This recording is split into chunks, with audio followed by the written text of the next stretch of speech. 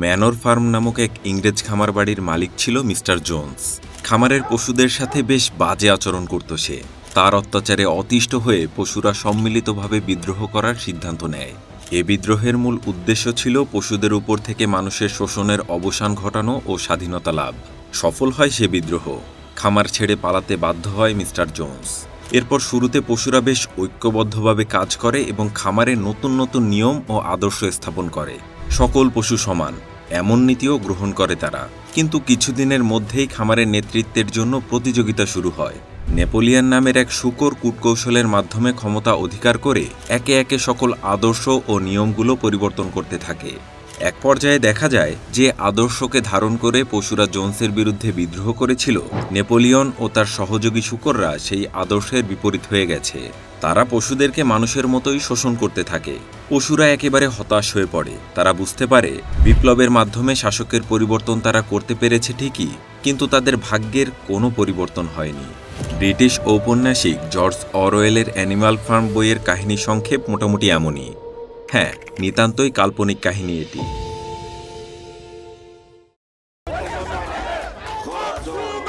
They call it the Arab Spring.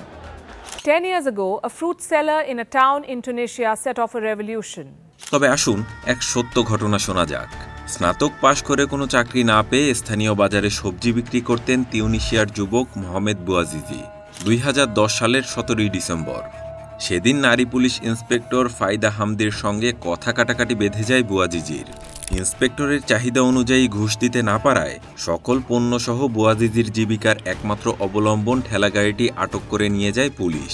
শত অনুনয় বিনয়ের পরেও ঠেলাগাড়িটি ফেরত পাননি তিনি।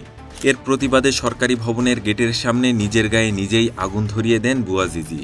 18 দিন ধরে হাসপাতালে মৃত্যুর সঙ্গে পাঞ্জা লড়ে শেষমেশ মারা যান তিনি। বুয়াজিজির আত্মহুতির জের ধরে দেশব্যাপী ছড়িয়ে পড়ে সরকার বিরোধী গণ অভ্যুত্থান। প্রায় 1 মাস চলা এ অভ্যুত্থানে পতন ঘটে 23 বছর ধরে ক্ষমতা দখল করে রাখা স্বৈরশাসক জয়নাল আবেদিন বিন আলীর। আরব বসন্তের শুরুটা এখান থেকেই। দ্বিতীয় ধাক্কাটা লাগে মিশরে। 2011 জানুয়ারি মাস থেকে লক্ষাধিক মিশরীয় জনগণ কায়রোর তাহরির স্কয়ারে সমবেত হতে থাকে 30 বছর ধরে গদিতে থাকা হোসনি মোবারকের পদত্যাগের দাবিতে। গণ অভ্যুত্থান ঠেকাতে প্রায় 800 মানুষকে হত্যা করে মোবারক সরকার। তবে শেষ রক্ষা হয়নি। আন্দোলনের 18তম দিনে পদত্যাগ করতে বাধ্য হন হোসনি মোবারক। এরপর গণ অভ্যুত্থান শুরু হয় লিবিয়া, ইয়েমেন, লেবানন, সিরিয়া সহ বিভিন্ন দেশে। লিবিয়াতে আন্দোলন রূপ নেয় সশস্ত্র গৃহযুদ্ধে। প্রায় 9 মাস রক্তক্ষয়ী যুদ্ধের পর 20 অক্টোবর বিরোধী পক্ষের হাতে নিহত হন তৎকালীন শাসক মুয়াম্মার গাদ্দাফি। আর প্রবল গণ আন্দোলনের মুখে নভেম্বরের শেষের দিকে পদত্যাগ করতে বাধ্য হন ইয়েমেনের প্রেসিডেন্ট আলী আবদুল্লাহ সালেহ। বেশ ভালো কথা, আন্দোলন তো সফল হয়েছিল। এখন এই দেশগুলোর কি অবস্থা? তিউনিশিয়ার স্বৈরশাসকের ক্ষমতাচ্যুতির পর মানুষ ভোটাধিকার ফিরে পায়। ভোট দিয়ে সেখানকার জনগণ যাদের ক্ষমতায় বসায় তারা পরবর্তী কয়েক বছরে এত বেশি দুর্নীতি করে যে এখন অনেকেই বলে আরব বসন্ত না হলেই বোধহয় ভালো হতো। হোসনি মোবারক ক্ষমতায় থাকা অবস্থায় $1 6 মিশরীয় পাউন্ড পাওয়া যেত। সেই পাউন্ডের মান পড়তে পড়তে অবস্থা এমন হয়েছে যে এখন $1 সমমান হতে গুনতে হয় 48 পাউন্ড। এ কয় বছরে বিশ্বের সবচাইতে বেশি ঋণগ্রস্ত দেশগুলোর তালিকায় নাম লেখাতে হয়েছে মিশরকে। অর্থনৈতিক অবস্থাও শোচনীয়। সেই সাথে অলিতে গলিতে দুর্নীতি। যে তাহরির স্কয়ার ছিল আন্দোলনের কেন্দ্রবিন্দু, সেখানে সাধারণ ভিডিও রেকর্ডিং করাও এখন নিষিদ্ধ। এই হলো মিশরের বর্তমান অবস্থা। সিরিয়া, লেবানন আর ইয়েমেনের অবস্থা তো আরও খারাপ। ক্রমাগত যুদ্ধবিগ্রহে দেশগুলোর যে কী অবস্থা তা আমরা কম বেশি সবাই জানি।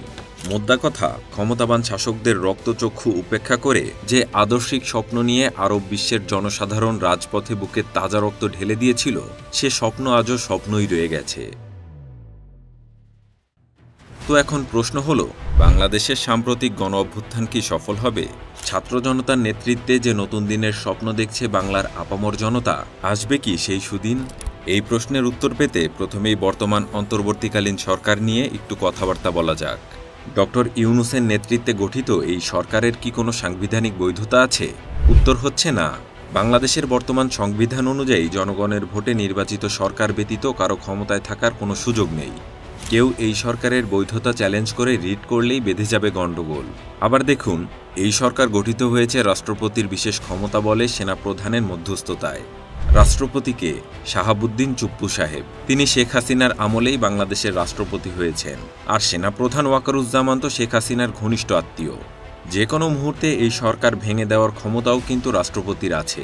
তো এখন উপায়, রাষ্ট্রপতিকে সরাবেন, সংবিধান পরিবর্তন করবেন? তার জন্য তো সংসদে অধিবেশন বসা দরকার।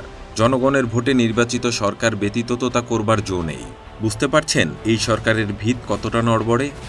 এ কারণেই দেখবেন বিদেশের মাটিতে বসে হাসিনার ছেলে জয় দেশে ফেরার ব্যাপারে বড় বড় লেকচার ঝাড়ে।